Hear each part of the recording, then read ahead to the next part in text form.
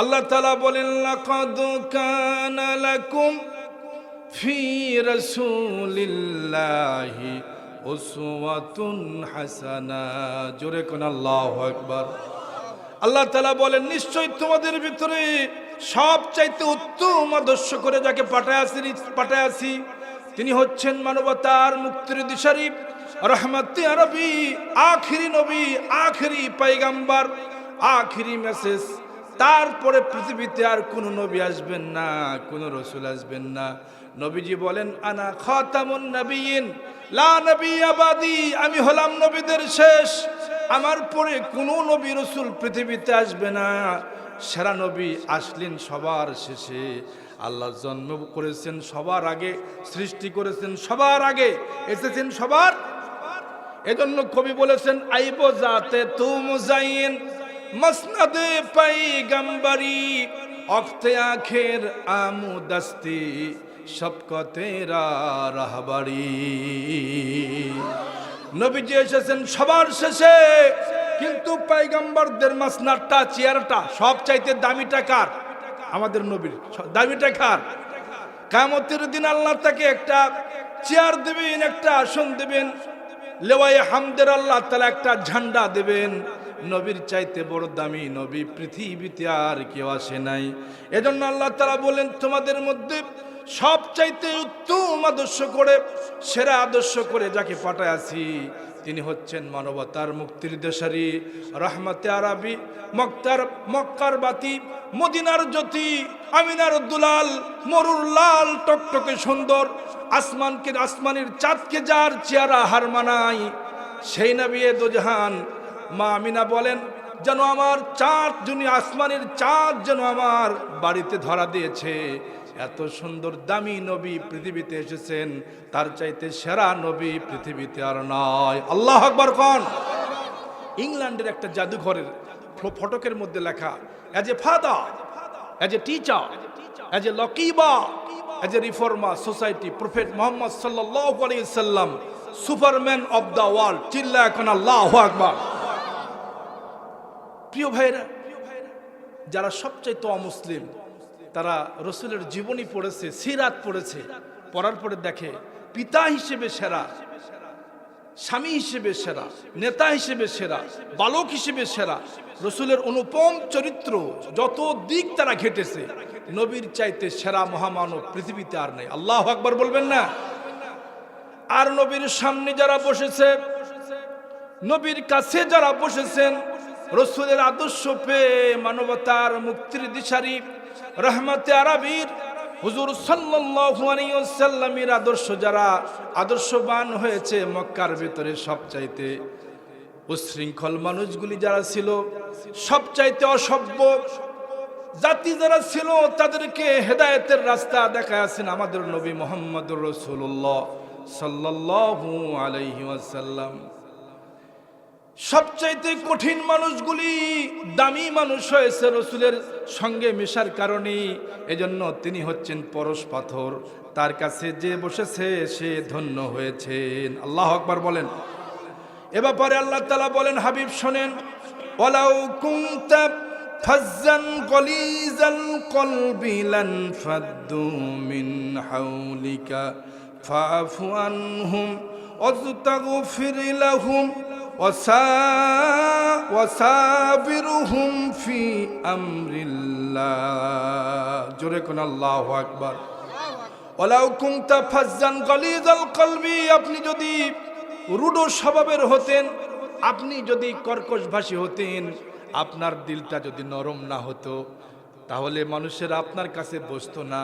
আপনার চাইতে কোমল হৃদয় পৃথিবীতে আর কারো নয়। আল্লাহু আকবার করেন। একটি হাদিস শরীফে এসেছে, বলবো আপনাদের কাছে। আমি কিন্তু আলোচনা ভূমিকা ছাড়া শুরু করে দিয়েছি, কষ্ট হচ্ছে আপনাদের।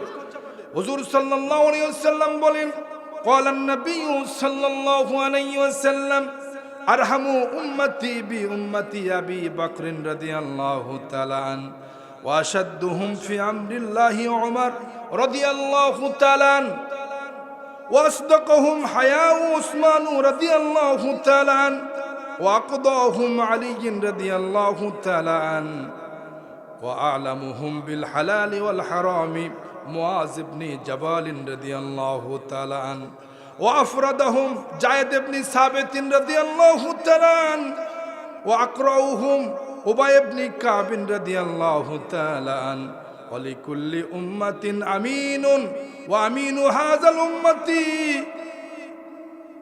ওয়া আমিনু হাযিহিল উম্মতি আবু উবাইদা ইবনুল জাররাহ রাদিয়াল্লাহু তাআলা আনহুম। জোরে কন্না আল্লাহু আকবার। নবীজির আদর্শ পেয়ে সমস্ত সাহাবীরা আদর্শবান হয়েছেন। নবীজি একদিন তার দ্বীনি দর্শের ভিতরে বললেন, আমার সাহাবায়ে কেরামদের মধ্যে স্পেশালিস্ট আছেন 8 জন, 8টি বিষয়ে বড় বড় বিজ্ঞ, তার চাইতে বড় দামি, তার চাইতে বড় বিজ্ঞ আর কেউ নাই। আল্লাহু আকবার বলেন। এই 8 জন সাহাবীর জীবন থেকে রাসূলুল্লাহ সাল্লাল্লাহু আলাইহি ওয়াসাল্লাম বললেন, আরহামু উম্মতি বিউম্মতি আবি বকর রাদিয়াল্লাহু তাআলা। আমার সাহাবীদের মধ্যে সব চাইতে রহম, সব চাইতে বেশি দরদওয়ালা সাহাবী, আমার সাহাবীদের মধ্যে থেকে সব চাইতে বেশি নরম সাহাবী, দরদওয়ালা সাহাবী, দয়ালু সাহাবী হচ্ছেন হযরতে আবু বকর। আল্লাহু আকবার খান। তার ফজিলত সম্পর্কে রব্বুল আলামিন বললেন, হুজুর সাল্লাল্লাহু আলাইহি ওয়াসাল্লাম বলেন, আমার উম্মতের মধ্যে সব চাইতে দরদি, সব চাইতে দামি, তার মতো দরদি সাহাবী, এত দয়ালু সাহাবী আর কেউ নাই। আল্লাহু আকবার খান। ইসলাম গ্রহণ করার পূর্বে তিনি সিরিয়ায় গমন করেছেন। ঘুমের ভিতরে দেখে আল্লাহর হাবিব সাল্লাল্লাহু আলাইহি ওয়াসাল্লামের কাছে হাদিসটা এসে বর্ণনা করেছেন, হুজুর আমি যখন সিরিয়ায় ছিলাম রাত্রিবেলায় ঘুমের ভিতরে দেখি আকাশের ওই 4টা তারকাগুলি আমার বুকের সঙ্গে বাড়ি মারতেছে আর বলতেছে, মক্কায় এমন একজন নবী এসেছেন, আবু বকর তুমি এখানে কেন? আল্লাহর হাবিব এখনই অল্প সময়ের পরেই তিনি মক্কায় আত্মপ্রকাশ করবেন। আমরা জানি আপনি প্রথম তার সৈন্যবাহিনীর মধ্যে 1 নম্বর সিপাহ সালার হবেন। তাড়াতাড়ি করে মদিনায় মক্কায় চলে যান। জোরে কন্না আল্লাহু আকবার। আবু বকর রাদিয়াল্লাহু চলে আসলেন। তিনি সেই সম্মানিত সাহাবী, নবীর হাতে সর্বপ্রথম রসুলের হাতে হাত রেখে কালেমা শাহাদা পড়েছেন। এত দামি সাহাবী, রসুলের সাহাবীদের মধ্যে এত দামি সাহাবী আর কেউ ছিল না। সমস্ত সাহাবী দামি, কিন্তু আবু বকরের মতো এত বেশি আমলওয়ালা সাহাবী, এত বেশি ধৈর্যশীল সাহাবী, সবচাইতে বেশি ধৈর্যশীল আমাদের আবু বকর রাদিয়াল্লাহু। জোরে কন্না আল্লাহু আকবার। ইসলাম গ্রহণ করার পরে তিনি যে স্টিম রোলার তার উপরে চলেছে, সাহাবায়ে কেরামের উপরে যে স্টিম রোলার চলেছে, সিদ্দিক আকবর আবু বকর রাদিয়াল্লাহু তার স্বচক্ষে দেখেছেন। একজন সাহাবী, নাম হলো হযরতে বেলাল। কি নাম? সবাই বলেন।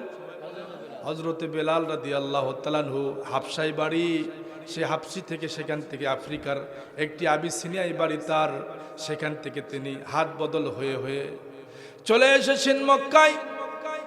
উমাইয়া ইবনে খালফের গোলাম, তিনি সেই পথ দিয়ে হেঁটে যাচ্ছিলেন। আবু বকর রাদিয়াল্লাহু তাআলা আনহু কি সম্মানিত সাহাবী, দেখতে পেলেন হযরত বেলাল রাদিয়াল্লাহু তাআলা আনহুর বুকের উপরে বড় ওজনের একটা পাথর, নিঃশ্বাস শুধু যায় আর আসে। কাছে গিয়ে বললেন, ভাই হযরত বেলাল ভাই, তোমার এই অবস্থা কেন? তুমি তো দেখতে শুনতে একটু কালো মানুষ ছিল, তোমার চেহারাটা তো আরো মলিন হয়ে গেছে, কি হয়েছে ভাই বলো?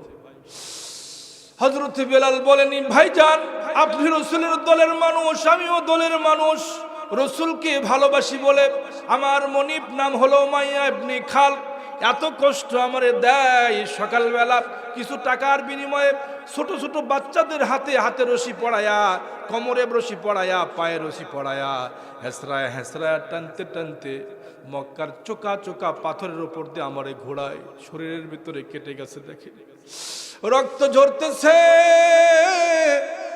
হযরত বেলাল চোখের পানি ছেড়ে দিয়েছেন।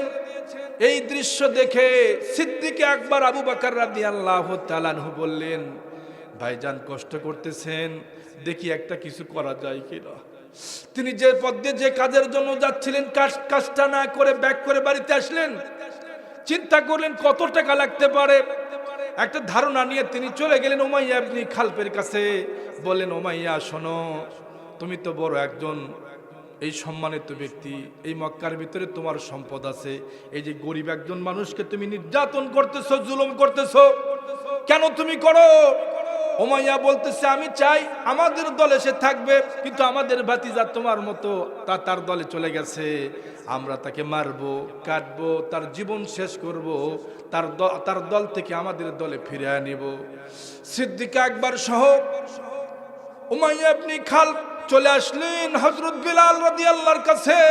তখনও তিনি আহাদুন আহাদুন লা ইলাহা ইল্লাল্লাহ লা ইলাহা, আঙ্গুলি উঁচু করে তিনি শাহাদা পড়তেছেন আর আল্লাহর তাসবিহ পড়তেছেন।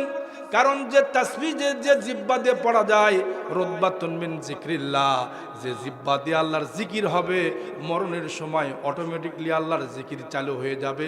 কালেমা শাহাদা পড়তে পড়তে বেড়া পার হয়ে আল্লাহর জান্নাতে চলে যাবে। আল্লাহু আকবার, লিল্লাহি তাকবীর।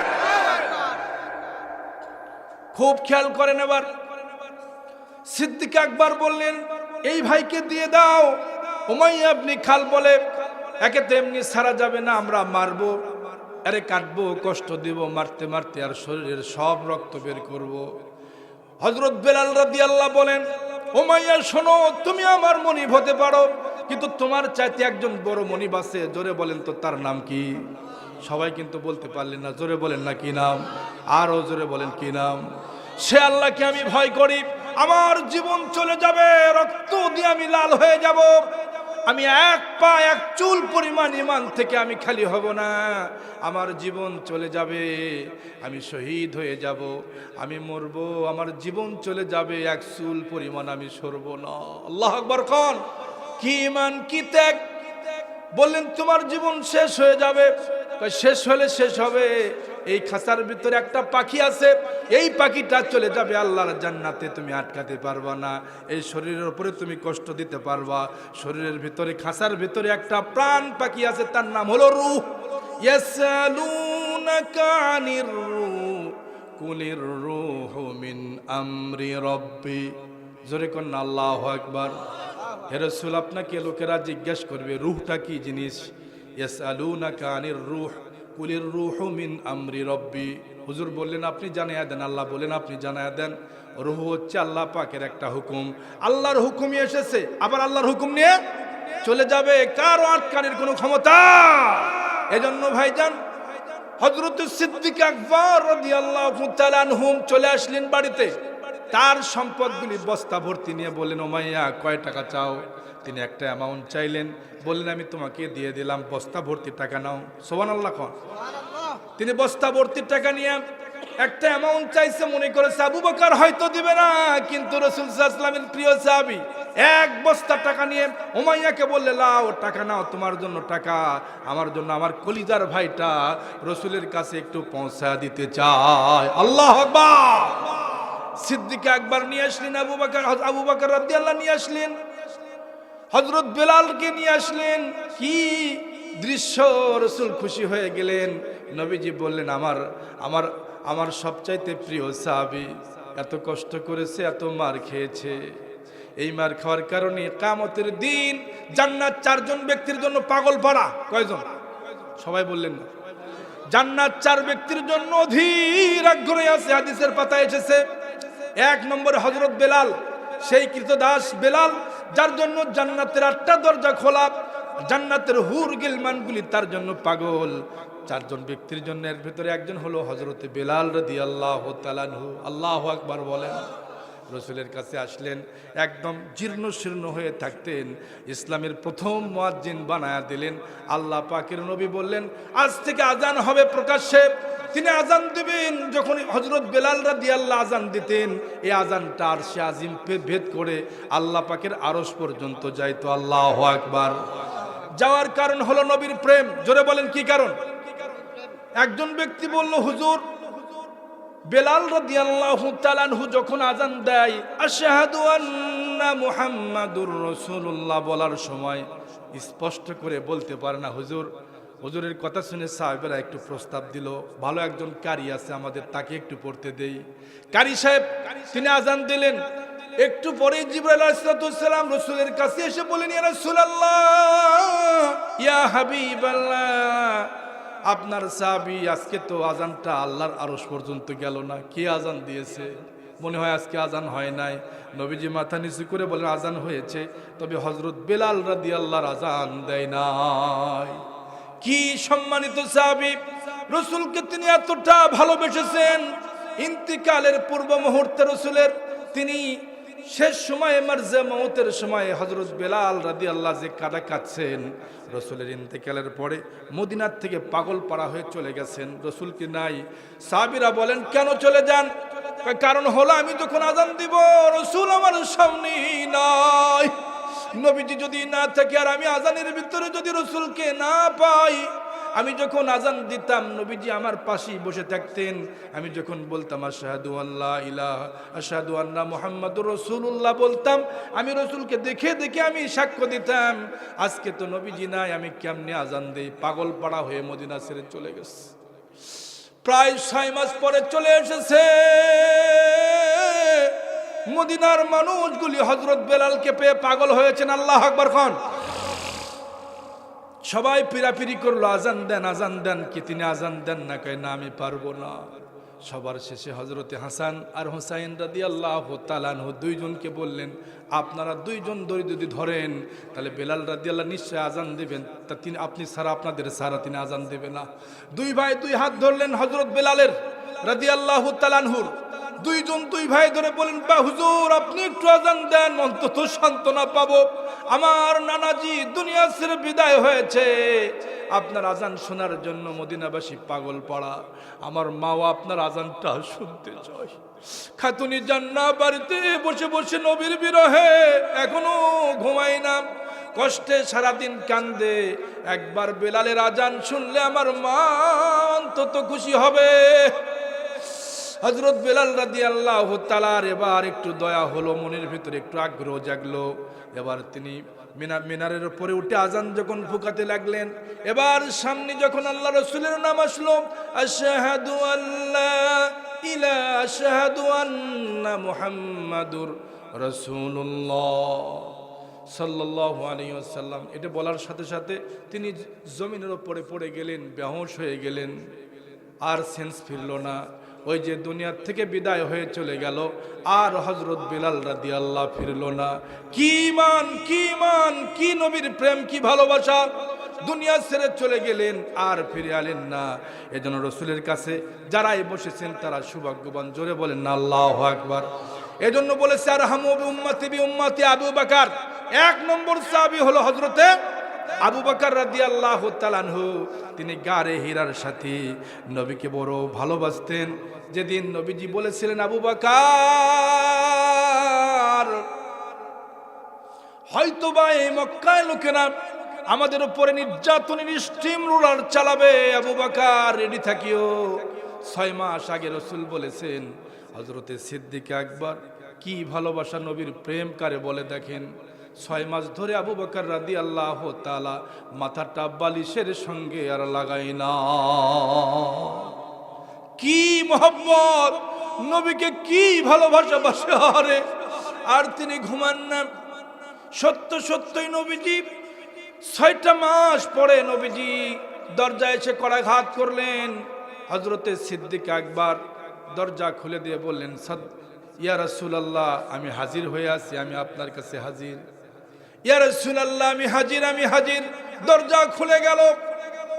হুজুর সাল্লাল্লাহু আলাইহি সাল্লাম বললেন, বাবা এখনো কি আপনি ঘুমান না? হে আমার প্রিয় সাহাবী, আপনি কি রাত্রে ঘুমান না? কই ইয়া রাসূলুল্লাহ, আজ থেকে আপনি প্রায় 6 মাস আগে বলেছেন, আবু বকর রে হয়তোবা মদিনায় যাওয়া লাগতে পারে, এই জন্য আর আমি ঘুমাই নাই, আর আমার চোখে কোনো ঘুম নাই। নবীজি বললেন, বাবা তাড়াতাড়ি করা লাগবে, কারণ আমি দেখেছি আমার বাড়ি চারদিক থেকে ঘেরাও করেছে আবু জেহেল, উতবা, সাইবারা চকচকা তলোয়ার নিয়ে আমার সামনে দাঁড়িয়ে আছে। আমি তার ভিতর থেকে 1 মুষ্টি বালু দিয়া কাফেরদের মধ্যে ছেড়ে দিলাম। আর নবীজি সে সময় পড়েছেন, ইজ রমাইতা ওমা রমাইতা ইজ রমাইতা ওয়ালাকিন্নাল্লাহা রামা। জোরে কন্না আল্লাহু আকবার। নবী হে, এক মুষ্টি বালু নেন আপনি, শুধু আপনি ছেড়ে দেন। আপনার দায়িত্ব হলো ছেড়ে দেওয়া, আর আমার দায়িত্ব হলো কাফেরদের চোখের মণিকোটায় আমি আল্লাহ তাআলা তাদের চোখের মধ্যে দিয়ে দেব। ওই ফাঁকে আপনি বের হয়ে চলে যাবেন, আপনাকে কেউ ধরতে পারবে? আওয়াজ করতেছেন না? আপনারা ঘুমায় গেছেন বুঝতেছি। জোরে বলেন না, পারবে? রসুলকে ধরার মতো প্লেয়ার কেউ আছে? খুব খেয়াল করুন, খুব মজার ওয়াজ কিন্তু। একটি আপনাদেরকে একটা রসুলের প্রেমটা ভেতরে ঢুকাতে চাই। রসুলের মহব্বত দরকার আছে না নাই? খুব খেয়াল করেন। এবার হুজুর সাল্লাল্লাহু আলাইহি ওয়াসাল্লাম বলেন, আমি খুবই তাড়াহুড়োর মধ্যে এসেছি, বাবা তাড়াতাড়ি করো আমাকে। এই যে পুটলার ভিতরে দেখেন আমি কিছু খেজুর নিয়েছি, কিছু খাবার নিয়েছি। আমার এই সালার ভিতরে, বস্তার ভিতরে তেমন কিছু আমি তুলতে পারি না। এই পেস্তার মুখটা বাঁধবো, তাও আমার কাছে কোনো সুতলি নাই, দড়ি নাই। সুবহানাল্লাহ। কি ব্যস্ততার মধ্যে নবীজি বের হয়ে এসেছেন। এই কথাগুলি নবীজির প্রিয় মেয়ে রাসূল সাল্লাল্লাহু আলাইহি ওয়াসাল্লামের, হুজুর সাল্লাল্লাহু আলাইহি ওয়াসাল্লামের সাহাবী হযরত আবু বকর রাদিয়াল্লাহু আনহু একটা মেয়ে, নাম হলো আসমা বিনতে আবি বকর। কি নাম? আসমা বিনতে আবি বকর। আর রাসূলের স্ত্রী হয়েছিলেন যিনি, আমাদের উম্মাতুল মুমিনাত, যিনি আমাদের মা। আর একজনের নাম হলো হযরতে আয়েশা রাদিয়াল্লাহু তাআলা আনহা। আসমা রাদিয়াল্লাহু বড়, তিনি বললেন, আমার জায়নাব, আমার যে পরার জন্য যে বেল্ট আছে, যে শাড়ির যে ডোরা আছে না, শাড়ি শাড়ি শাড়ি চেনেন তো? চিনতেছেন তো? শাড়ির যে পার আছে, ভাইজান বলছেন পার আছে, ডোরা আছে, এই ডোরাটাকে ফাজালাহু নিসফাইন, দুই টুকরা করলেন। এক টুকরা দিয়ে তিনি আবার বন্ধ করলেন, বাঁধলেন। আর এক টুকরা দিয়ে নবীজির সালার মুখটা বা বস্তার মুখটা, রাসূল সাল্লাল্লাহু আলাইহি ওয়াসাল্লামের সালা বা বস্তা বা প্রয়োজনীয় পোটলা তা বেঁধে দিলেন। বলেন, হুজুর আমি বেঁধে দিলাম।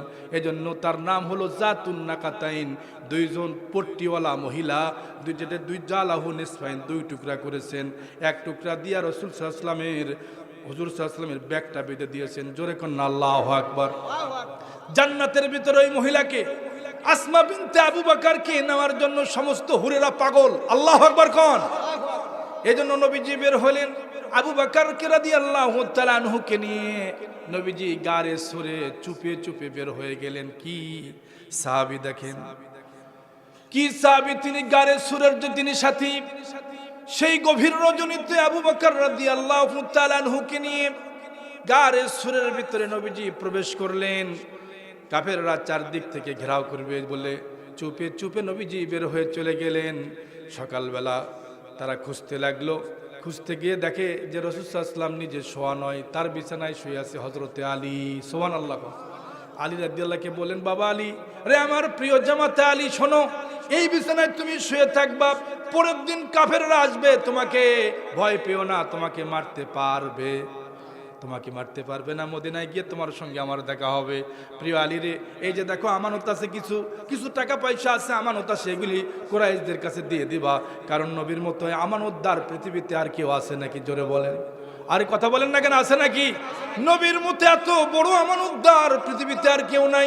সমস্ত ইহুদিরা টাকা দিত, কুরাইশ বংশের বড় বড় লিডারেরা রাসূলের কাছে গিয়ে আমানত দিত।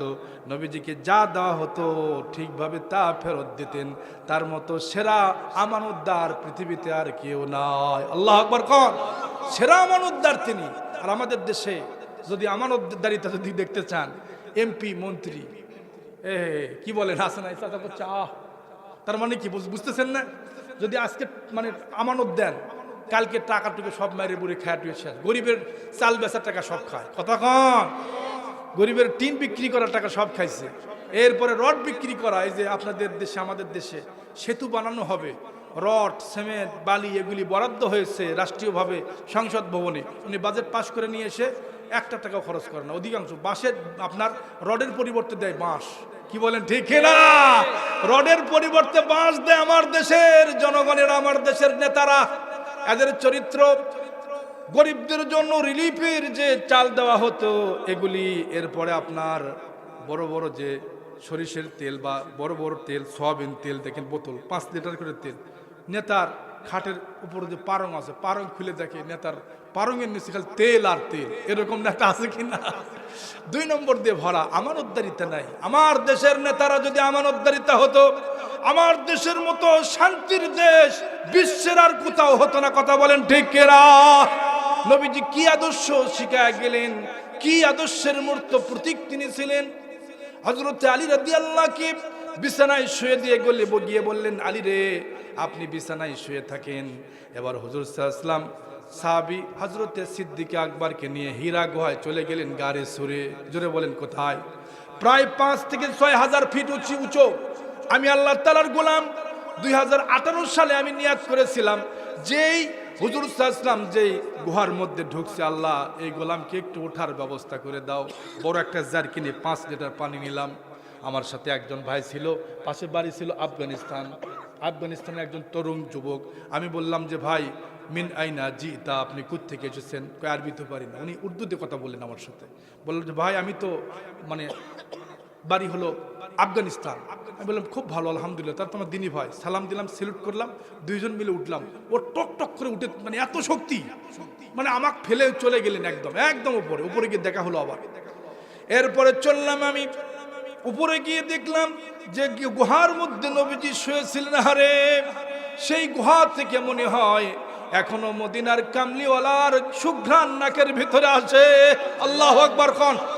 কি রহমতের নবী! কারণ নবীজি যেখানে যাইতেন, আরবের লোকেরা যে গুহার মধ্যে নবীজি শুয়েছেন, যে পথ দিয়ে যাইতেন, আরবের লোকেরা বলতে পারত এই পথ দিয়ে আব্দুল্লাহর ছেলে নবী মুহাম্মদ সাল্লাল্লাহু আলাইহি ওয়াসাল্লাম এই পথ দিয়ে গেছেন।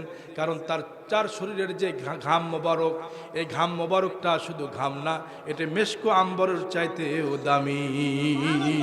লিল্লাহি তাকবীর। নবীকে সাধারণ মানুষ মনে করো, রসুলের ঘাম মোবারক পবিত্র।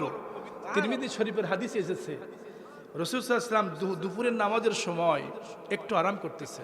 একজন সাহাবী একটা শিশিতে করে, বোতলে করে রসুলের ঘামগুলি তুলতেছে, এরকম করে। দেখতেছেন আমার দিকে, এই যে চা কাপ দেখতেছেন না, এই ঘামগুলি রসুলের শরীর থেকে এরকম নিচ্ছেন। নবীজির ঘুম ভেঙে গেল। সাহাবীকে বললেন, সাহাবীরে কি নাও? হুজুর, পৃথিবীর সব চাইতে দামি, সব চাইতে বেশি দামি সুঘ্রাণ যেটা, বেশি দামি যেটা খুশবো, এর চাইতে দামি আতর, এর চাইতে দামি খুশবো পৃথিবীতে আর কোথাও। সুবহানাল্লাহ খান। নবীকে চিনলেন না। এবার নবীজিকে নিয়ে হুজুর সাল্লাল্লাহু আলাইহি ওয়াসাল্লাম হযরতে সিদ্দিক আকবরকে নিয়ে চলে গেলেন, একদম চুরুতে একটা গুহার ভিতরে ঢুকলেন। সেই গুহার ভিতরে সকালবেলা কাফেররা চলে আসলো। আবু বকর রাদিয়াল্লাহু তাআলা আনহু হুজুর সাল্লাল্লাহু আলাইহি ওয়াসাল্লামকে বলেন, হুজুর, আমরা বুঝি ধরা পড়ে গেলাম, আমরা বুঝি পাকড়াও হয়ে গেলাম। কারণ সবাই আবু বকর রাদিয়াল্লাহু তাআলা বলতেছেন, ওই যে দেখতেছি সূর্যের আলোতে চকচকা তলোয়ার দেখা যায়। আল্লাহু আকবার খান। ওই যে চকচকা তলোয়ার দেখা যায়, মনে হয় কাফেররা আমাদেরকে ধরতে পারলে। দেখতেছে আবু জেহেলের শব্দ পাওয়া যায়, আবু জেহেল, উতবা, সাইবা, এরপরে আবু সুফিয়ানের শব্দ পাওয়া যায়। হুজুর, মনে হয় আমাদেরকে ধরবে এবং কাটবে, মারবে। হুজুর, রাসূলুল্লাহ সাল্লাল্লাহু আলাইহি সাল্লাম দয়ার নবী বললেন, ইযহুমা ফিল গারি ইয ইয়াকুলু লিসাহিবিহি লা তাহজান ইন্নাল্লাহা মা'ানা। আল্লাহু আকবার খান। যখন দুইজন সাথী, যখন দুইজন বন্ধু এক গুহার ভিতরে ছিল, সেই গুহার ভিতর থেকে ইয়াকুলু লিসাহিবিহি, নবীজি বলেন ইয়াকুলু লিসাহিবিহি, এই সাহেব দ্বারা হযরতে আবু বকর রাদিয়াল্লাহর শানি সরাসরি আয়াত নাজিল হয়ে গেল।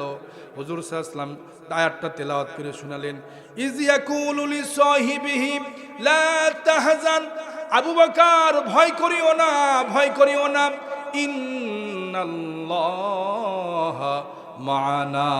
আল্লাহু আকবার। আবু বকর শোনো, শুধু আপনি আর আমি না, আমাদের সাথে আর একজন মালিক আছে। জোরে বলেন তিনি কে? আরো জোরে বলতে হবে, তিনি কে? ও আবু বকর, ভয় করিও না। আবু বকর সিদ্দিক আকবর রাদিয়াল্লাহু তাআলা আনহু এবার গুহার থেকে দেখতেছেন সব চকচকা তলোয়ারওয়ালা। তারা ঘুরলো ফিরলো, এরপরে তারা যখন একদম গুহার নিকটে চলে আসলো, ওই সময় আল্লাহ রাব্বুল আলামিন সেই সময়ে মাকড়সাকে হুকুম দিলেন, মাকড়সারে একটা জাল বেঁধে দাও। সুবহানাল্লাহ খান। এই জন্য মাকড়সাটার নামে একটা আল্লাহ সূরা নাজিল করেছেন, সূরা আনকাবুত। আল্লাহু আকবার খান। এরপরে সেই সময় একটা কবুতর, ছোট্ট একটা কবুতর এসে একটা ডিম পারলো সেই মাকড়সার উপরে, এমনিতেই কিন্তু মাকড়সার উপরে ডিম থাকার কথা না, কিন্তু আল্লাহ তাআলা সেই মাকড়সাকে একটু শক্তিশালী বানায় দিলেন এবং ছোট্ট একটা ডিম মাকড়সার উপরে পড়লো।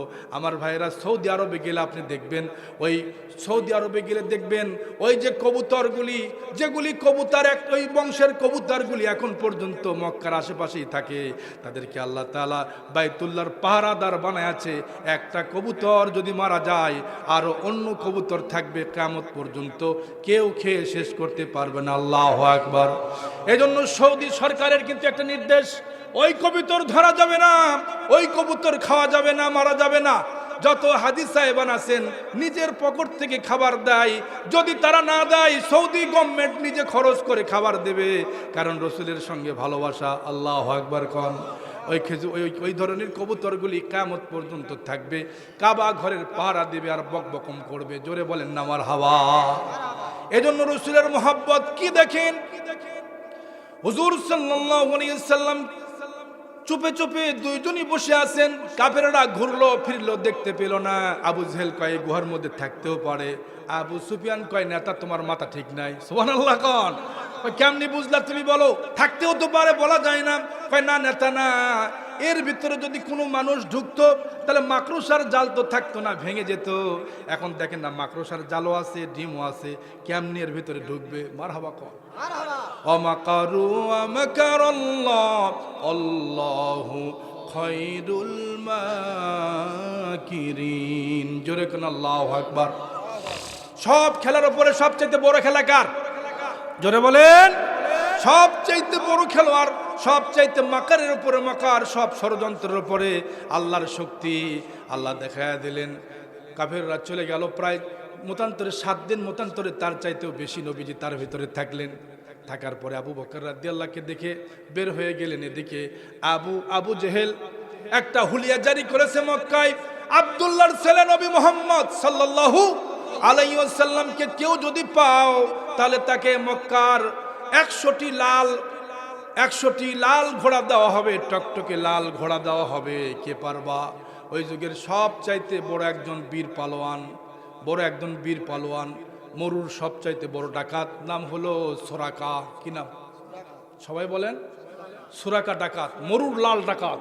এর চাইতে ডাকাতের কেউ নাই, তার চোখ থেকে ফাঁকি দেওয়ার মতো কেউ নাই। এত দ্রুত গতিতে সে ঘোড়া চালাতে পারে। এই নিউজ শোনার সাথে সাথে দৌড়াতে শুরু করলেন, মক্কারে মাথা ও মাথা ঘুরতে লাগলেন।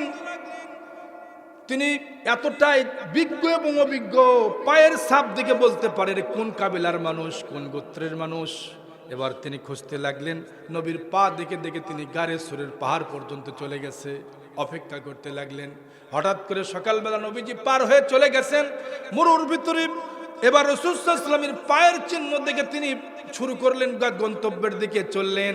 চলতে চলতে এক পর্যায়ে দূর থেকে দেখা যায় একটা ঘোড়ার ওপরে চড়ে 2 জন ব্যক্তি চলতেছে, মনে হয় ওটাই আল্লাহর হাবিব হতে পারে। তিনি চললেন সামনে, চলতে চলতে সুরাকার সামনে গেল, সামনে গিয়ে দাঁড়িয়ে গেল ঘোড়ার সামনে, একদম রসুলের সামনে গিয়ে ঘোড়াটা দাঁড়িয়ে গেল, গিয়ে বলতেছেন আব্দুল্লাহর ছেলে নবী মুহাম্মদ সাল্লাল্লাহু, জোরে কন্যা সাল্লাল্লাহু আলাইহি ওয়াসাল্লাম, আপনার হাত থেকে আমার হাত থেকে আপনাকে কে বাঁচাবে, কে বাঁচাতে পারে? হুজুর সাল্লাল্লাহু আলাইহি ওয়াসাল্লাম মুস্কি হাসি দিয়ে বললেন, আমাকে যিনি বাঁচাবেন আমার সৃষ্টিকর্তা, আমার মালিক। জোরে বলেন তো তিনি কে? আমার মালিক আমারে বাঁচাবে। একজন ইহুদি রসুলের কাছে এসে, হুজুর সাল্লাল্লাহু আলাইহি ওয়াসাল্লাম একটা সারিয়ে একটা যুদ্ধ থেকে এসে গাছের সঙ্গে একটা তলোয়ার রেখে বলতেছেন, একটু ঘুমায় গেছেন। একজন কাফের ইহুদি চিন্তা করলো, নবীকে তো মারতে পারি না, কোনোদিন সুযোগ পাই না, আজকে দেখি আমাদের নবী একা একাই ঘুমায় আছে, পাশে সাহাবায়ে কেরাম আছে দূরে, তো এটা তো লাকি সুযোগ, এই সুযোগ তো সারা যায় না। কাছে এসে তলোয়ারটা হাত দিয়ে ধরলেন এবং হুজুর সাল্লাল্লাহু আলাইহি ওয়াসাল্লাম একদম কল্লা বরাবর কাছে এসে বলতেছে, ইয়া মুহাম্মদ, আমরা বলবো সাল্লাল্লাহু, মান ইয়ামনাউকা মিন্নি, আপনাকে কে বাঁচাবে? নবীজির ঘুম ভেঙে গেল। নবীজি চোখ ডলতে ডলতে বলেন, কে তুমি? আমি তো একজন কাফেরের বাচ্চা, কাফের। আল্লাহু আকবার। কি জন্য এসেছো? আপনার গর্দান নিতে। তো নবীজি মুস্কি হেসে দিয়ে বললেন, আপনি আমাকে মারবেন? হ্যাঁ, মারেন। আপনাকে মারবো আমি, কে আপনাকে বাঁচাবে? আপনাকে বাঁচানোর তো এখানে কেউ নাই। নবীজি বলেন আমার মালিক বাঁচাবে, তার নাম হলো আল্লাহ। জোরে কোন কি? আমার মালিক আমারে বাঁচাবে। যেই মাত্র আল্লাহর নাম উচ্চ স্বরে আওয়াজ করেছেন আল্লাহু আকবার, জোরে বলেন আল্লাহু আকবার। আল্লাহর নাম নেওয়ার সঙ্গে সঙ্গে কাফেরের হাত থেকে তলোয়ার থরথর করে পড়ে গেল জমিনের ওপরে। এবার নবীজি সাল্লাল্লাহু আলাইহি ওয়াসাল্লাম তলোয়ারটা হাত দিয়ে ধরে বললেন, ইহুদিরে মান ইয়ামনাউকা মিন্নি, তোমাকে এখন কে বাঁচাবে? তোমাকে এখন কে বাঁচাবে? আমাকে বাঁচাবে আমার দেবতা। ডাকো দেবতাকে, ডাকো ডাকো। বলতেছে রাম রাম ভগবান ভগবান, আছে না নাই? কতক্ষণ? আপনাদের মনে কষ্ট হচ্ছে তাই না? খারাপ লাগতেছে? খুব খেয়াল করে প্লিজ আমার দিকে তাকান। এবার নবীজি দুহাত তুলে বললেন, ধরলেন তলোয়ারটা, দেখো তোমার মনিবকে তুমি ডাকো। তিনি বলতেছেন লাত আমার কাছে আয়, আমাকে বাঁচা। কামায় না, হুবল আয় আমাকে বাঁচা, তাও আসে না। লাত মানাত হুবল উজ্জা হুজ্জা বড় বড় দেবতার নাম ধরে ডাকা শুরু করলো, কেউ আসে না, কেউ বাঁচায় না। আল্লাহর হাবিব বললেন, কে তোমারে বাঁচাবে? কে তোমাকে বাঁচাতে পারে বলো? আমাকে বাঁচানোর আর কেউ নাই, আপনি আপনাকে। রসুলের দিকে তাকায় বলছে, আপনি বাঁচান না, আপনি ছাড়া আর আমার কেউ নাই। পাগল রে, বাঁচানোর মালিক আমিও না, যিনি বাঁচাতে পারে জোরে বলেন তো তিনি কে? ইহুদির হাত থেকে থর থর করে পড়ে গেল। ইহুদিকে বললে, যা তোকে আমি ছেড়ে দিলাম, যান বাড়ি চলে যান, আপনি আর এরকম দুষ্টমি আমার কাছে করেন না, আমি আপনাকে মাফ করে দিলাম, যান। ইহুদির এই সুন্দর নবীজির এই সুন্দর আচরণ দেখে ইহুদি আশ্চর্য হয়ে গেলেন। এত সুন্দর তার মাফ করার যে সৃষ্টি, তাকে কাছে ডেকে মাথায় হাত বোলায়া দিয়া বললেন, যাও ইহুদি, বাড়ি চলে যাও, পৃথিবীতে আমাকে কেউ মারতে পারবে না, কারণ আল্লাহ আমার সঙ্গে আছেন। আল্লাহ যার সঙ্গে আছে তার কি কোনো ভয় আছে? জোরে বলবেন আছে নাকি? এবার ইহুদি চলে যাবেন, কিন্তু চোখের পানি মুছে বললেন, ইয়া রাসূলুল্লাহি ইয়া হাবিবাল্লাহ, এতদিন পর্যন্ত যে ভুলের ভিতরে ছিলাম আর সেই ভুলের ভিতরে থাকতে চাই না। ওই লাত মানাত উজ্জার কপালে লাথি মারি, এখনই আমার হাতটা বাড়ায়া দিলেন, তাড়াতাড়ি করে কালিমা শাহাদা পড়ে দেন। আশহাদু আল্লা ইলাহা ইল্লাল্লাহু ওয়াহদাহু লা শারীকা লাহু ওয়া আশহাদু আন্না মুহাম্মাদান আবদুহু ওয়া রাসূলুহু। কালমা শাহাদাতে আছে আল্লাহর জ্যোতি, ঝিনুকের মাঝে লুকিয়ে আছে যেমন মতি। কালমা শাহাদাতে আছে আল্লাহর জ্যোতি, কালমা শাহাদাতে আছে আল্লাহর জ্যোতি। লিল্লাহে তাকবীর। কষ্ট হচ্ছে আপনাদের? এবার চলে আসেন আবার হুজুর সাল্লাল্লাহু আলাইহি ওয়াসাল্লামের কাছে। সুরাকা বলতেছে, আমার হাত থেকে আপনাকে কে বাঁচাবে? মনে আছে নাকি আপনাদের? সুরাকা বলতেছে, কে বাঁচাবে? নবীজি বলেন, আমার আল্লাহ বাঁচাবে। সুরাকা বলবেন যে না, আমি আপনাকে আপনার মাথা নেওয়ার জন্য আমি চলে এসেছি, আমাকে 100 লাল উট দেওয়া হবে, এরকম 100 লাল উট 100 লাল ঘোড়া দেওয়া হবে, আমি আপনাকে ছাড়বো না, আপনাকে মারতে এসেছি। আল্লাহর নবী বললেন, সুরাকা বাড়ি ফিরে যাও। সুরাকা কয় না, ছাড়বো না, আমি আপনাকে মারবই মারবো। নবীজি বললেন, সুরাকা শোনো, তুমি আমাকে মারতে পারবা না। নবীজিকে মারতে যেই মাত্র সামনে আগাইছে, আল্লাহ জমিনকে বললেন, বালিকোনা রে, এক গর্ত পর্যন্ত ডেবে যাও। এবার বালিকোনাগুলি নিচের দিকে ডেবে গেল, ঘোড়ার পা ডেবে গেল, হাত এরপরে তার নিচে নামলো, তিনি নিচে নামলেন, সুরাকা নিচে নামছে, আর হাত একদম কোমর পর্যন্ত চলে গেছে। আল্লাহ আকবার বলবেন না? সুরাকা বলতেছেন, হুজুর আমাকে বাঁচান। কেন, তুমি না আমাকে মারবা? না হুজুর, আপনারা কত ভালো হুজুর, আপনার মতো দয়ালু রহমাতুল লিল আলামিন পৃথিবীতে তো আর কেউ নাই হুজুর, আমি এখনই বাড়ি চলে যাব, আর আপনাকে মারবো না, আমার জন্য দোয়া করে দেন হুজুর, আমি যেন উঠতে পারি। কারণ আপনি যদি আমাকে এখান থেকে না উঠান, মরুভূমির বালি আপনার কথা শুনে, সুবহানাল্লাহ গো, আপনার কথা শুনে হুজুর আপনি তাড়াতাড়ি করে আমার জন্য দোয়া করে দেন। এবার আল্লাহ রাসূল বলেন, আল্লাহ সুরাকাকে আমি ক্ষমা করে দিলাম, আপনিও ক্ষমা করে দেন। জোরে কন্যা আল্লাহু আকবার। এজন্য মানুষকে ক্ষমা করে দেওয়া বড় মহৎ গুণ। আল্লাহ রাসূল বলেন, যে ব্যক্তি কোনো মানুষকে ক্ষমা করে দেয়, তার মতো দামি মানুষ পৃথিবীতে আর নাই। আমরা আমাদের বাড়িতে অনেক ভাইয়ের সঙ্গে ভাইয়ের দ্বন্দ্ব হতে পারে, জোরে কন ঠিক কিনা? দ্বন্দ্ব হলে আপনি যদি আগে ক্ষমা চান তাহলে লাভবান আপনি, সুবহানাল্লাহ খান। কিন্তু ডাকাত কাউরে মাফ করে না, হাত তুলে বলে রব্বানা যালামনা আনফুসানা, আল্লাহ আমি জুলুম করেছি, অত্যাচার করেছি, আমাকে মাফ করে দাও। আল্লাহর ফেরেশতারা বলে আল্লাহ বড় ডাকাত, আর একজন ভাইকে মাফ করে না, নিজে মাফ চায়। আল্লাহ বলেন ওই বান্দাকে আমিও মাফ করব, এজন্য আর একজনকে মাফ করে দাও। একজন সাহাবী ছিল রাসূলের দরবারে, প্রতিদিন তিনি একটু দেরি করে আসতেন। নবীজি বললেন আমার সাহাবী দেখো শোনো, আমার এ যারা বসে আছে সাহাবায়ে কেরাম, আপনাদের মধ্যে একজন সাহাবী আসতেছে, তিনি জান্নাতি। সুবহানাল্লাহ কোন কষ্ট হচ্ছে আপনাদের? খুব খেয়াল করেন। সাহাবীর ব্যাপারে নবীজি বললেন তিনি জান্নাতি। পরের দিন আবার সাহাবী একটু দেরিতে আসছেন, আবার নবীজি বলেন এই সাহাবী জান্নাতি। আবার দেরিতে আসছেন, তিনি বললেন জান্নাতি। এক একে এক এক দুই দুই তিন তিন, তিন দিন বললেন একেবারে জান্নাতি। সুবহানাল্লাহ। সাহাবায়ে কেরাম বললেন হুজুর কি কারণ? কয় কারণ একটা আছে, আল্লাহ তাআলা তাকে সম্মানিত করেছেন, জিবরাইল আমিন ফেরেশতা আমাকে জানায় দিয়েছেন, এই জন্য তিনি সম্মানিত, বড় দামি সাহাবী। তিনি হচ্ছেন একজন আনসারী সাহাবী, হুজুর সাল্লাল্লাহু আলাইহি সাল্লামের প্রিয় সাহাবী হযরত আমর ইবনুল আস রাদিয়াল্লাহু তাআলা আনহু। তিনি অত্যন্ত বিচক্ষণ সাহাবী ছিলেন, খুবই বিচক্ষণ, খুবই বিচক্ষণ সাহাবী ছিলেন। এই বিচক্ষণ সাহাবী হযরতে আমর ইবনুল আস রাদিয়াল্লাহু তাআলা আনহু মদিনায় চিন্তা করলেন এই সাহাবীর নাম প্রতিদিন নবীজি বলেন, কারণ কি জানা দরকার। জোরে বলেন ঠিক কিনা? খুব বিচক্ষণ সাহাবী। তিনি বললেন জানা দরকার কি কি কারণে তার এই অবস্থা।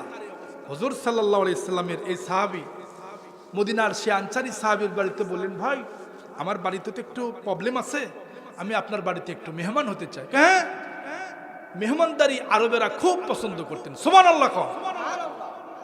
মেহমানদারিতা করার জন্য তিনি তার বাড়িতে চলে গেলেন। যাওয়ার পরে 3 দিন থাকলেন একাধারে। দেখা গেল সাহাবী যে আমল করে সে আমলটা তেমন বেশি বড় আমল না, যে আমল করে সে আমলটা তেমন বড় আমল নয়। রাত্রিবেলা তাহাজ্জুদ আমি যেরকম পড়ি, আমর ইবনুল আস রাদিয়াল্লাহু বলতেছেন আমি যেভাবে তাহাজ্জুদ পড়ি সেও পড়ে, বাড়তি কোনো আমল সেভাবে আর করে না। দেখতে পেলাম যে আমার মতোই সে করে। আমি 3 দিন পর্যন্ত তালাশের পরে আমার প্রিয় বন্ধু আনসারী সাহাবীকে বললাম ভাইজান আমি আসলে মেহমানদারি আপনার বাড়িতে এসেছি, আমার বাড়িতে খাবারের অভাব নাই, আপনি মনে করবেন আমি আপনার বাড়িতে মেহমান হয়েছি হয়তো বিশেষ কারণে। আমি একটি কাজ দেখাইছি আপনাকে, বলেছিলাম আমি একটু আমার একটু প্রয়োজন আপনার বাড়িতে মেহমান হওয়া, এই জন্য আপনার বাড়িতে এসেছিলাম। বলেন তো ভাই 3 দিন নবীর দরবারে আপনার নাম নবীজি ঘোষণা করলো, কি আমল আপনি করেন যে আমলের কারণে আল্লাহ তাআলা আপনাকে জান্নাতের উচ্চ বালাখানা দিবেন? বলেন ভাই কি আমলটা আপনি করেন? এবার সাহাবী বলতেছে ভাই আমি তো তেমন বেশি কোনো আমল করি না, আপনি তো দেখতে পেলেন নবীর দরবার থেকে আমি আসি, যা শুনি তা আমল করি, তার বেশি তো আমি তেমন কিছুই করি না। না স্পেশাল কিছু আমল আছে বলেন। শেষমেশ তিনি বললেন ভাই শোনেন আমার একটা আমল আছে, আমি যখন রাত্রিবেলায় বিছানায় শুয়ে পড়ি বালিশের ভিতরে শোয়ার সঙ্গে সঙ্গে আমি আল্লাহর দরবারে একটা দরখাস্ত দিয়ে দিই, আল্লাহ ও মালিক আমি আমার জীবনে আজকের দিনই যে ভাইদের সাথে আমার চলাফেরা হয়েছে হয়তো কথার মাধ্যমে কাজের মাধ্যমে কোনো আমার কাছে বেয়াদবি করলে কোনো ভুল করলে আমি তাদের সবাইকে মাফ করে দিলাম। আল্লাহু আকবার কোন। আমর ইবনুল আস বলে এটাই তো আমি চাচ্ছি, এটাই তো আপনাকে জান্নাতে নিয়ে গেছে। সুবহানাল্লাহ কোন। রাসূলের দরবারে চলে গেলেন, ইয়া রাসূলুল্লাহ। আমর ইবনুল আস রাদিয়াল্লাহু চলে গেলেন, বলেন ইয়া রাসূলুল্লাহ ইয়া হাবিবাল্লাহ আপনার সাহাবীর আমলটা আমি খুঁজে পেয়েছি। কি আমল করে?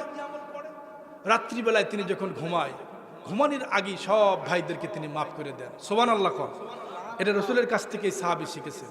এটা শেখার কারণে আল্লাহর কাছে সবচেয়ে দামি সাহাবী হয়েছে। প্রিয় ভাইরা শরাকা চলে আসলেন রাসূলের কাছে, বলেন হুজুর আপনার মতো দয়ালু পৃথিবীতে তো আর কেউ নাই, আপনার মতো এত নরম এত দর্দ দিল সাহাবী, আপনি দর্দ দিলওয়ালা আপনি নবী, আপনার মতো এত দরদওয়ালা নবী দয়ালু নবী তো আর কেউ নাই, হুজুর আপনি আমাকে ক্ষমা করে দেন ইয়া রাসূলুল্লাহ।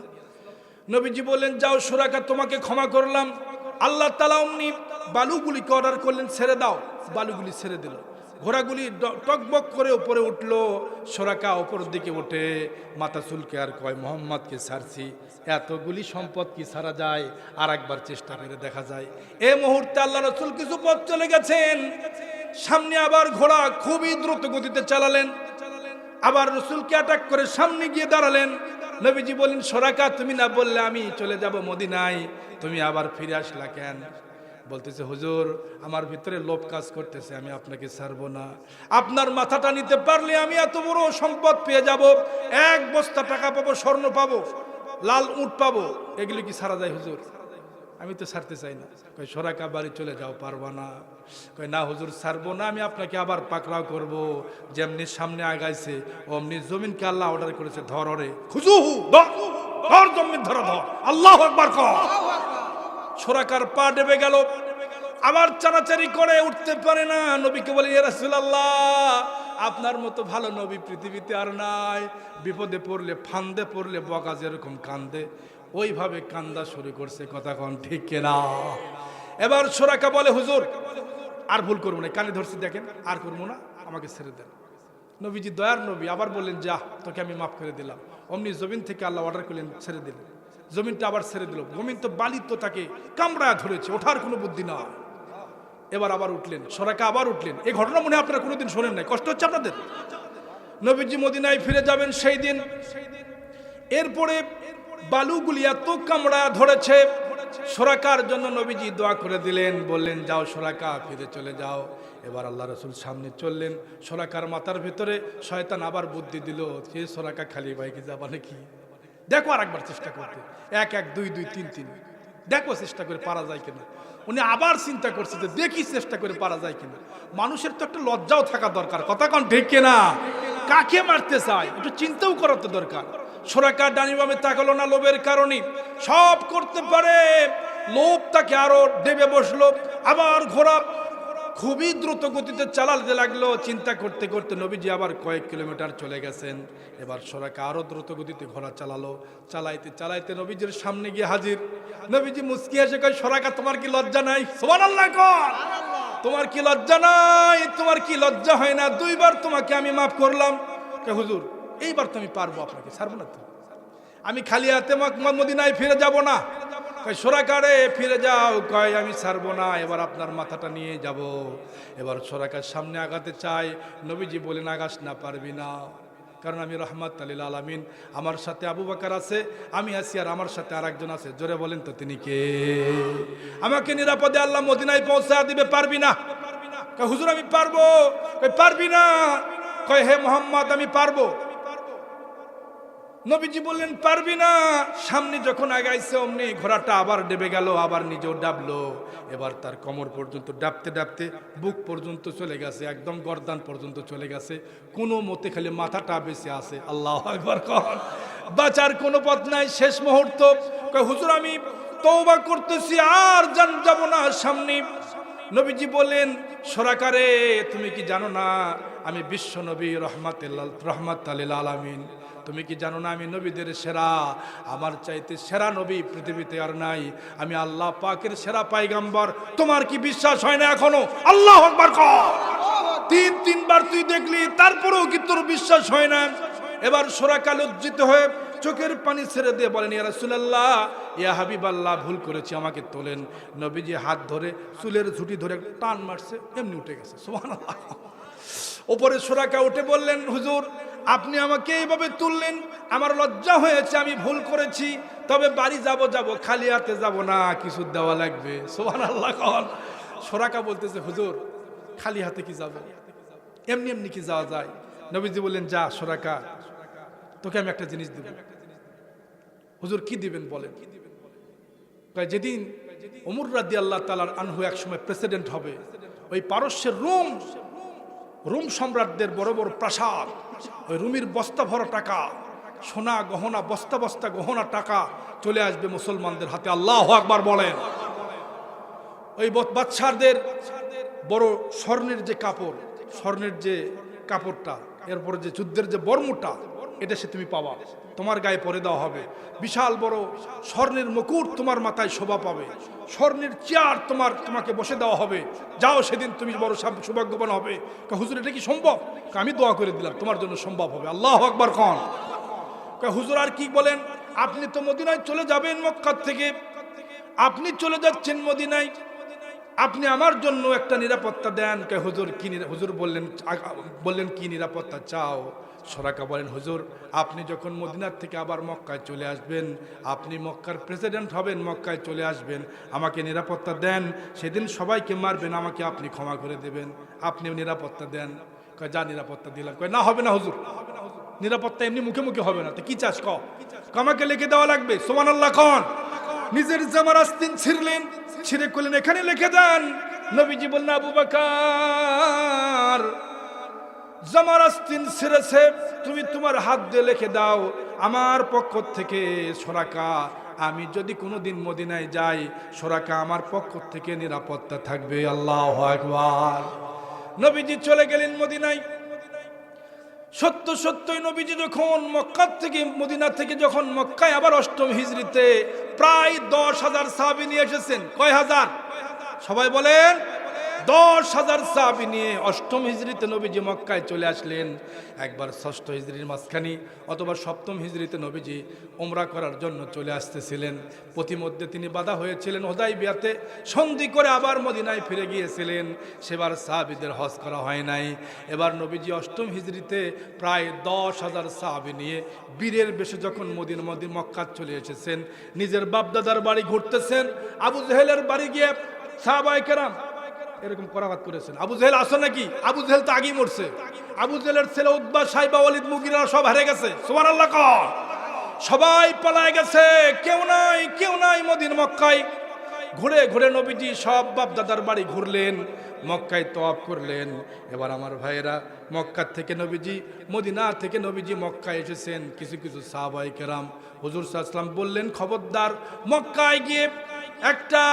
মক্কায় গিয়ে তোমরা একটা গাছের পাতাও ছিঁড়বা না, মক্কায় গিয়ে তোমরা একটা মানুষকে মারবা না, করাঘাত করবা না, বিনা হুকুমি একটা গাছের পাতাও ছিঁড়বা না, খবরদার বেয়াদবি করবা না। আল্লাহু আকবার বলেন। খবরদার মক্কায় গিয়ে তোমরা বেয়াদবি করবা না, মানুষকে কষ্ট দিবা না আমার হুকুম ছাড়া। সমস্ত সাহাবীরা তওয়াফ করলেন, মক্কার ভিতরে যেগুলি মূর্তি ছিল সব ভেঙে ফেললেন। ওই সময়ে সমস্ত কাফেরদেরকে কিছু কাফেররা ভয়েতে তারা এদিক ওদিক দৌড়াদৌড়ি করলেন, নবীর কাছে নিয়ে আসলেন, নবীজি তাদেরকে ক্ষমা করে দিলেন। সুবহানাল্লাহ। সুরাকা দৌড়ে আসলেন, সাহাবায়ে কেরাম খপ করে হাতটা ধরলেন, বললেন তোমার আজকে খবর আছে। সুরাকা বললেন, আমার নিরাপত্তা রসুল আগেই দিয়েছেন, আমাকে রসুলের বাড়ির জায়গা পর্যন্ত যাইতে দাও, আমি আল্লাহ রসুল পর্যন্ত যাইতে চাই। এবার সুরাকা পকেটের ভিতর থেকে ওই যে ছেঁড়া কাপড়টা বের করেছেন, এই যে রসুলের স্বাক্ষর করা, আবু বকর রাদিয়াল্লাহু নিজে লিখে দিয়েছেন, দেখেন নিরাপত্তা আছে। আল্লাহু আকবার কর। নবীজি কাছে গিয়ে বললেন, সুরাকা আজকে তোমার এই কাপড়টা, এই যে লিখিত কাগজটা বড় দামি হয়েছে, আর কতদিন থাকবা এই গুমরাহিতে? পরে তিনি আল্লাহ পাকের হাবিবের কাছে কালেমা শাহাদা পড়ে নিয়েছেন। জোরে বলা যাবে কি আল্লাহু আকবার? আরো জোরে বলা যাবে কি আল্লাহু আকবার? এজন্য আমার ভাইয়েরা খুব খেয়াল করেন, নবীজি আমার হুজুর সাল্লাল্লাহু আলাইহি সাল্লাম মক্কায় যখন ঢুকলেন, সমস্ত কাফেররা দৌড়াদৌড়ি করে এদিক সেদিক চলে গেল। একজন বুড়িমা, ঘটনা অনেকের জানা, একজন বুড়িমা বড় একটা গাট্টি নিয়ে মাথার ওপরে গাট্টি নিয়ে মহিলা চলতেছেন গুহার দিকে। সমস্ত কাফেররা ভয়ে ত্রাস সৃষ্টি হয়েছে। মক্কায় আব্দুল্লাহর ছেলে নবী মুহাম্মদ সাল্লাল্লাহু আলাইহি সাল্লাম এসেছেন। যেদিন আমরা তাকে দূর দূর করে তাড়ায়া দিয়েছিলাম, সেই মহামানবটা চলে এসেছে মক্কায়। যাকে যেখানে পাবে কচু কাটা করবে, ছাড়বে না, কারণ শাস্তি তাকে তো কম দেই নাই, কষ্ট কম দেই নাই। নবীজি সকলকে ক্ষমা করে দিলেন। বুড়িমা বুঝে নাই, বলতেছে এই মক্কাতে আব্দুল্লাহর ছেলে এসেছে, যে যেখানে আসো পালাও, আমি তো বুড়া মানুষ যাইতে পারি না। নবীজি বললেন, বুড়িমা কোথায় যাবেন? কয় আমার ছেলেরা ওই যে গুহার মধ্যে ঢুকছে, আমি আমার যে গাট্টিটা আছে এটা আমি তো টানতে পারি না। রাহমাতাল লিল আলামিন দার নবী, রহমতের নবী গাট্টিটা, বুড়ির গাট্টিটা নিজের মাথার উপরে নিয়ে বললেন, বুড়িমা সামনে চলেন, আমি পিছনে পিছনে চলি। জোরে বলা যাবে কি আল্লাহু আকবার? রহমতের নবী বুড়িমার গাট্টিটা মাথার ওপরে নিয়া নবীজি চলেন পিছে পিছে, আর বুড়িমা চলে সামনে সামনে। কাফেরদের সামনে একদম গুহার মুখের কাছে গিয়ে বললেন, রে পথিক, আর আগায়া দেওয়া লাগবে না, গাট্টিটা নিচে নামায় রাখো। এবার আল্লাহর হাবিব সাল্লাল্লাহু আলাইহি সাল্লাম গাট্টিটা যখন নিচে নামায় রাখলেন, এমন সময়ে গুহার ভিতর থেকে তার সন্তানেরা উকি মেরে দেখতেছে, মা ও আমার মা, কাকে তুমি সাথে নিয়ে এসেছো, কার মাথায় গাঁটটি দিয়েছো তুমি কি তা জানো? কয় ছেলেরা রে, এই ভালো মানুষের মতো আর তো কোনো মানুষ পেলাম না মক্কায়। এই ছেলেটা আমার নিজের মাথার উপরে গাঁটটি নিয়ে এসে আমাকে আগায়া দিল। আজকের এই বিপদের দিনই ইচ্ছা করলে গাঁটটির ভিতরে অনেক সোনাদানা ছিল, টাকা পয়সা ছিল, এগুলি নিয়ে ভাগতে পারতো। ছেলেটা বড় ভালো। সুবহানাল্লাহ খান। কয় মা গো, তুমি কি তা জানো এই ছেলেটাকে আপনি নিয়েছেন তিনি কে? পিছনে ফিরে দেখে যে এত সুন্দর চেহারা, পূর্ণিমার চাঁদের মতো চেহারা, নবীজি স্মার্ট, মুস্কি হাসি। বলতেছে বুড়িমা, আপনার বুঝি খুব কষ্ট হয়েছে, আমি তো আপনাকে হাতটা ধরে আপনাকে যে আমি কান্দে নিব তা তো পারলাম না। বুড়িমা কেঁদে দিয়েছে। আপনি কে বাবা, কি পরিচয় আপনার, কি আপনার নাম, কোথায় আপনার বাড়ি? বুড়িমাকে কাছে ধরে বলতেছেন মা, এই মক্কায় আমার বাড়ি। মক্কায় বাড়ি? হ্যাঁ, এই মক্কায় আমার বাড়ি। বাবার নাম কি? আমার বাবার নাম আব্দুল্লাহ। কোন আব্দুল্লাহ তোমার বাবা? আমার দাদার নাম আব্দুল মুত্তালিব। সুবহানাল্লাহ খান। বুড়িমা বলতেছে তাহলে তুমি কে, তোমার নাম কি এবার বলো? আমার নবী, আমার নাম, আমি আখিরি জামানার নবী, নবী মুহাম্মদুর রাসূলুল্লাহ সাল্লাল্লাহু আলাইহি ওয়াসাল্লাম। বুড়িমা কেঁদে দিয়েছেন। এবার বুড়িমা বলতেছে বাবা, এই মক্কার আবু জেহেল, উতবা, সাইবার দলের লোকেরা আমাকে যে ভুল কথা বলেছে, তুমি নাকি বড় সন্ত্রাসী, তুমি নাকি বড় মানুষ হত্যা করো, তুমি নাকি বড় জুলুম করো মানুষের উপরে, এগুলি আমাকে আজে বাজে বলেছে। বাবা, তুমি যদি নবী হও আর তোমার আদর্শ যদি এত সুন্দর হয় আর তোমার ব্যবহার যদি এতই সুন্দর হয়, আমার মন বলছে আপনার মতো ভালো মানুষ আমার জীবনে আমি কোনোদিন দেখি নাই। আর দেরি করব না, কালেমা পড়ে দেন লা ইলাহা ইল্লাল্লাহু মুহাম্মাদুর রাসূলুল্লাহ। লা ইলাহা ইল্লাল্লাহ, লা ইলাহা ইল্লাল্লাহ, লা ইলাহা, লা ইলাহা ইল্লাল্লাহু মুহাম্মাদুর রাসূলুল্লাহ। জোরে কোন আল্লাহু আকবার। তাহলে আমি বলতেছিলাম নবীজির 10 যারা 8জন সাহাবী, 8জন বিজ্ঞ সাহাবী, এক একজন ব্যাপারে স্পেশালিস্ট। আরহামু উম্মতি বি উম্মতি আবু বকর রাদিয়াল্লাহু তাআলা ওয়া আশাদ্দুহুম ফি আমরিল্লাহি ওমর রাদিয়াল্লাহু তাআলা। 2 নম্বর সাহাবী আশাদ্দুহুম ফি আমরিল্লাহি ওমর, ওমর রাদিয়াল্লাহু তাআলা আল্লাহর শরীয়তের ব্যাপারে এত কঠোর, তার মতে এত শক্তিশালী, এত বড় হুঙ্কারওয়ালা সাহাবী আর কেউ ছিল না। আল্লাহু আকবার বলেন।